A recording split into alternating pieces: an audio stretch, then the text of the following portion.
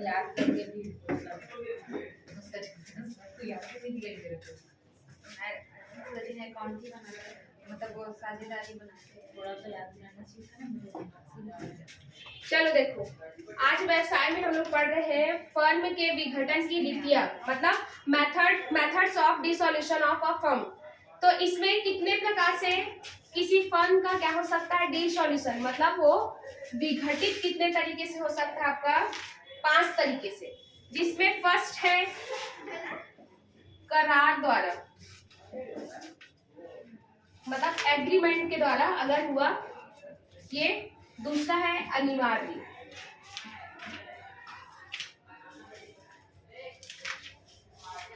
Compulsory. Third है आपका आकस्मिक या संयोग से, आकस्मिक लिखेंगे, आकस्मिक मतलब होगा यहाँ पर सर्टेन कंटीजेंसी या फिर आपका हैपनिंग ऑफ सर्टेन कंटीजेंसी, ठीक है। फिर अगला है फोर्थ है सूचना द्वारा, मतलब डिसॉल्यूशन बाय नोटिस। और लास्ट है आपका न्यायालय द्वारा, न्यायालय द्वारा मतलब डिसॉल्यूशन बाय कोर्ट, ठीक है। ये कंपलसरी। पहला आपका डिसॉल्यूशन बाय एग्रीमेंट, दूसरा है कंपलसरी डिसॉल्यूशन, थर्ड है आपका dissolution by the happening of certain contingency, फिर आपका फोर्थ है डिसॉल्यूशन बाय नोटिस, और लास्ट है आपका डिसॉल्यूशन बाय कोर्ट। हो गया। अब कितने तरीके से इसका विघटन हो सकता है, सिंपल है, नाम से पता चला करार, मतलब उनके बीच में एग्रीमेंट हुआ है कि हम इतने दिन तक बस अपना फर्म रखेंगे, उसके बाद बंद कर देंगे। तो इसमें ये लिखा है कि कंपनी अधिनियम, जो भागीदारी अधिनियम की धारा 40 में यह स्पष्ट है कि किसी भी फर्म को उस व्यक्ति के साथ सभी साझेदार द्वारा सहमति से या साझेदारों के बीच संपन्न करार के अनुसार क्या किया जा सकता है, समाप्त किया जा सकता है। इसमें बोला गया है धारा 40 में कि उन लोग आपस में सहमति कर सकते हैं। जैसे मान लो हम लोग 4 लोग हैं यहाँ पर कर रहे हैं साझेदारी, अब हम लोग आपस में डिस्कस कर लिए, अरे चलो पार्टनरशिप खत्म करते हैं, हमारा जो एम था कंप्लीट हो गया, या फिर हमको वो लॉस ही लॉस हो रहा है, इसलिए तो हम क्या करें यहाँ पर अपने अपने इच्छा से आपस में सलाह मशवरा करके अगर हम अपने इच्छा से क्या करें यहाँ पर, अगर अपने फर्म को बंद करें तो ये क्या होगा करार द्वारा, या फिर हमारा टाइम लिमिट कितना था, इतने साल का था, अब हम अपना खत्म करते हैं साझेदारी, तो इसमें आएगा करार द्वारा समापन, ठीक है। सभी साझेदार आपस में सहमति करेंगे। अब अनिवार्य आपका विघटन मीन्स क्या होगा यहाँ पर, इसके बारे में कहाँ बताया गया है, धारा 41 सेक्शन 41। इसमें क्या बोला गया है कि निम्न दशाओं में किसी भी फर्म का अनिवार्य रूप से समापन हो जाता है। कंपनी का देखना इसी पढ़ोगे 4-5 टाइप, उसमें भी अनिवार्य समापन में रहता है।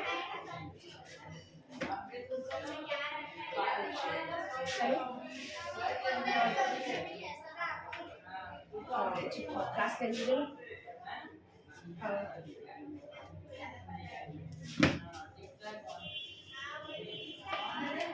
वो चालू है ना वाला।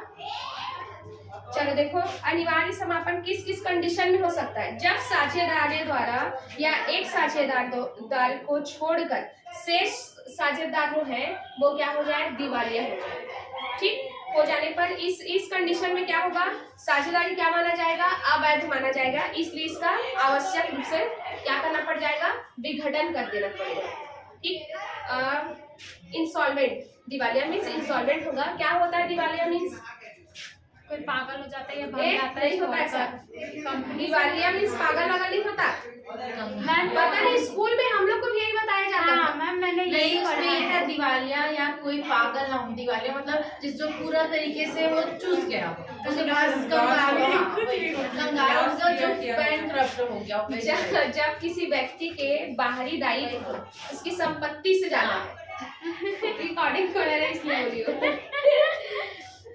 जब किसी व्यक्ति जो भी साझेदार है उसका जो संपत्ति से ज्यादा उसका दायित्व हो गया, ठीक, उसको वो चुकाने में क्या है, असमर्थ है, वो एबल नहीं है अपना जो भी लाइबिलिटीज है उसको क्या कर सके, पे कर सके।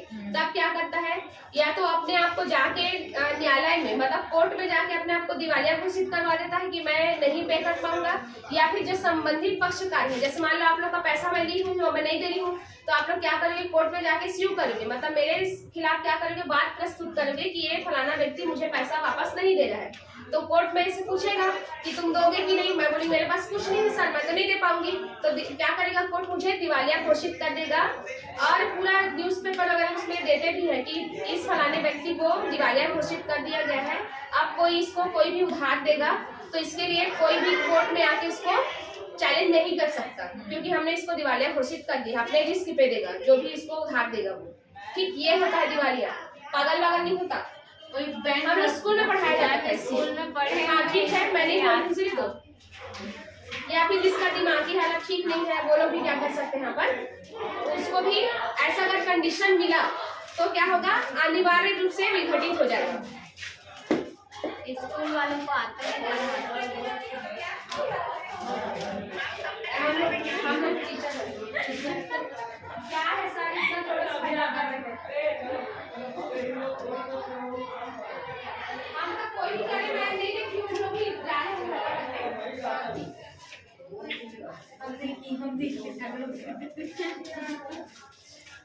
मैम ये कौन सा है, मेरे को मिल ही नहीं रहा है यहाँ। फर्म का विघटन कौन से चैप्टर में है? इसी में है, फर्म की बात ही है।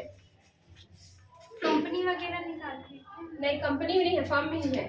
चलो देखो इसके बाद, हाँ तो पहला कंडीशन क्या था कि जितने भी पार्टनर्स हैं किसी एक को छोड़कर, अगर सब के सब हो गए तो ऑलरेडी बंद हो जाएगा।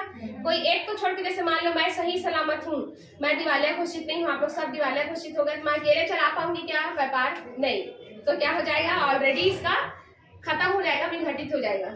फिर अगला है देखो आकस्मिक।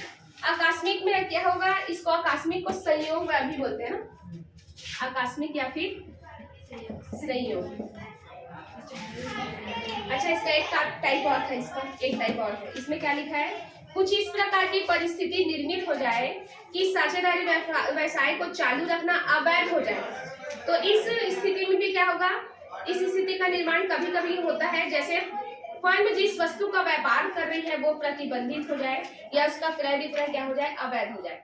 जैसे मान लो कोई शराब के लिए पहले क्या रहा होगा, अभी भी तो बेचते हैं ना शराब, जैसे मान लो शराब जो बना रहे हैं पार्टनरशिप में वो कर रहे हैं, अब अचानक से वो क्या हो गया, अवैध व्यापार घोषित हो गया यहाँ। ठीक, यहाँ तो सबसे ज्यादा उसी में कर लगता है ना, टैक्स लगता है, इसलिए इसको चलाने देते हैं ताकि उसी से रेवेन्यू का सोर्स मिले करके।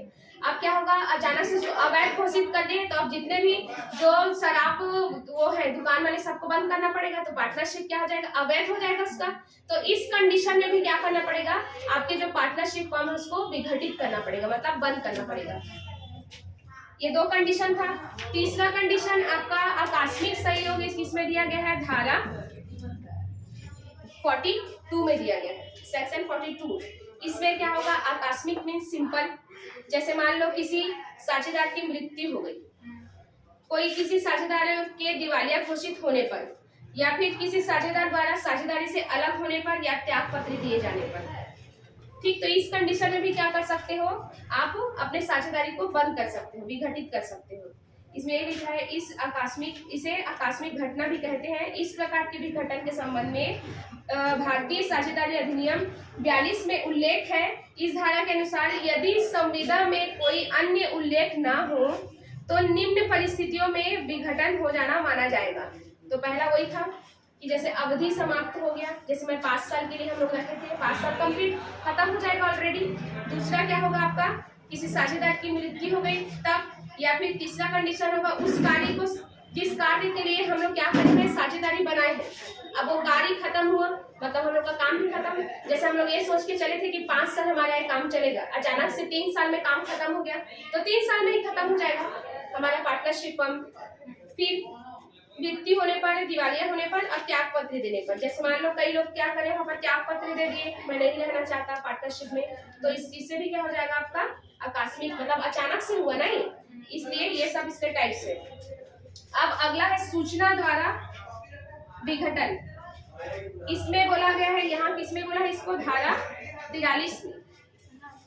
धारा 43 में बोला गया है कि इस प्रकार के विघटन का उल्लेख भागीदारी अधिनियम की धारा 43 में है यदि साझेदारी की स्थापना ऐच्छिक रूप से की गई है, मतलब अपनी इच्छा से है, और तब कोई भी साझेदार अन्य साझेदारी की समाप्ति की लिखित सूचना अन्य सभी साझेदार को देकर फर्म की समाप्ति करवा सकता है। सिंपल, जैसे मान लो मैं चाहती हूँ कि अब हमारा ये जो फर्म नहीं रहना चाहिए, तो मैं नोटिस दूंगी कि हम लोग अपना पार्टनरशिप खत्म करते हैं, तो ये क्या होगा, सूचना द्वारा विघटन। ये सूचना में कोई भी एक साझेदार रहेगा कि जो फर्म के सभी साझेदार मैं चाहती हूँ, जैसे मैं फर्म को खत्म करना चाहती हूँ, मैं नहीं रहना चाहती, आप लोग को सूचना दी, आप लोग को भी लगा कि हाँ सही खत्म कर लेना चाहिए, तो हो जाएगा, मतलब यहाँ सूचना दे दो। जबकि अनिवार्य में क्या था कि आपका जैसे कोई दिवालिया घोषित हो गया तो यहाँ पर क्या होगा, आपको उसको खत्म नहीं करना पड़ेगा, यहाँ पर आप पहले सूचना दे दो कि क्यों ना हम खत्म कर दें अपना पार्टनरशिप। तो इसमें आएगा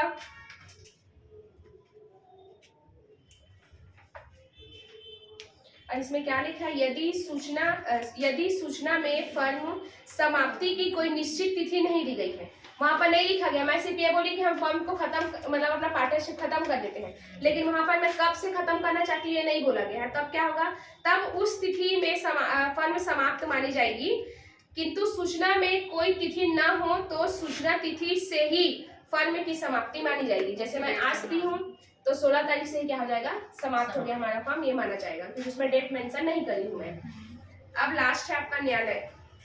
न्यायालय द्वारा मतलब कोर्ट के द्वारा क्या होगा, धारा किसमें होगा, 44, मतलब लाइन से चल रहा है, ठीक है। तो ये क्या बोलता है, न्यायालय द्वारा डिसॉल्यूशन जब होगा, डिसॉल्यूशन बाय कोर्ट, किसी एक कारण के आधार पर साझेदारी फर्म को भंग का आदेश दिया जाता है, मतलब न्यायालय बोलेगा कि तुम अपना साझेदारी फर्म बंद करो। पहला है किसी साझेदार के पागल या विकसित हो जाने पर, अब ये पागल वाला आया ना, जैसे उसका मानसिक संतुलन कुछ खराब हो गया है, वो सही डिसीजन वगैरह नहीं ले पा रहा है, तब। दूसरा है कि जो स्थायी रूप से अयोग्य हो जाए कोई साझेदार, जिससे वह अपने कर्तव्य के निर्वहन के योग्य नहीं है, ठीक है। अयोग्य मतलब जैसे क्या बोल सकते हो, अयोग्य जैसे फर्म को चलाने के लिए, हाँ, तो क्या होगा अयोग्य, जैसे क्या टाइप हो सकता है उसमें, जैसे उस जिस हिसाब से मानसिक स्थिति ठीक ना हो, और उसमें सोचने समझने की क्षमता ना हो, अवयस्क, ये भी है, अयोग्य भी हो सकता है। अवयस्क, जैसे हमारा पार्टनर बना है और ये चेक करें कि वो क्या है आपका, अवयस्क है, बताया नहीं है, तो अयोग्य हो गया ना। तो इस टाइम पे भी क्या होगा, आपने फर्जीवाड़ा किया, मतलब अयोग्य घोषित हुआ, तो आपका फर्म बंद।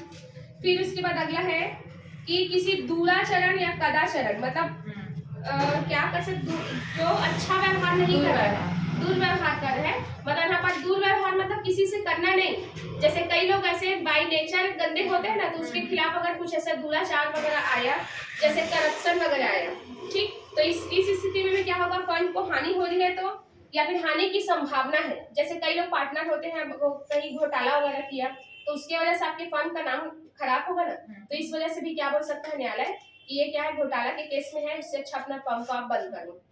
फिर अगला है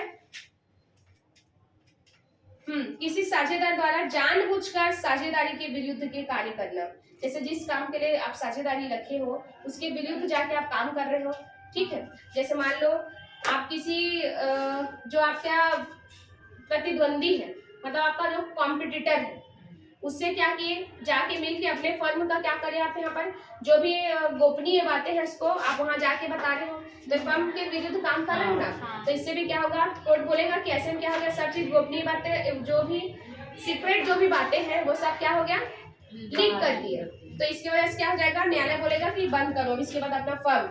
फिर अगला है, अब यहाँ पर लिखा है किसी साझेदार द्वारा अपने हित का अन्य पक्षों को हस्तांतरण कर देने के कारण। अब मैं बताई हूँ आपको, कोई भी साझेदार अपना साझेदारी दूसरे को हस्तांतरण नहीं कर सकता, ठीक, किसमें कर सकता है बताओ, अगर कोई उसका रिलेटिव हो तो नहीं,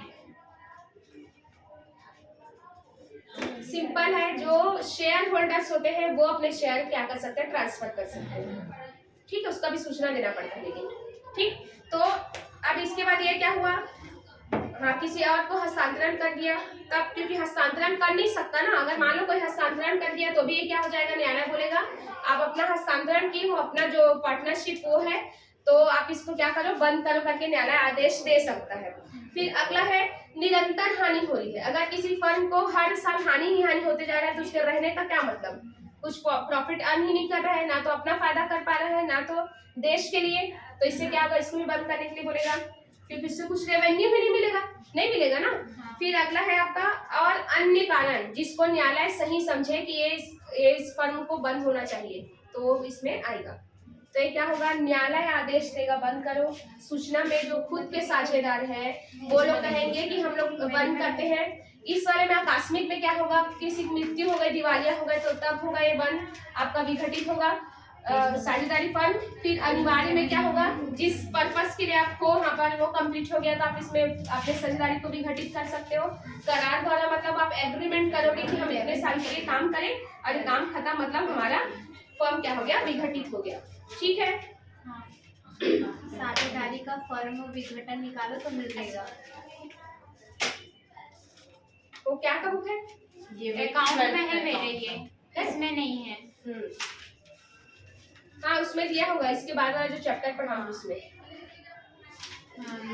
चलो देखो, तो इसके हिसाब से मेरा साझेदारी वाला चैप्टर खत्म। कल मैं पढ़ाऊंगी आपको सहकारी समिति, सहकारी समिति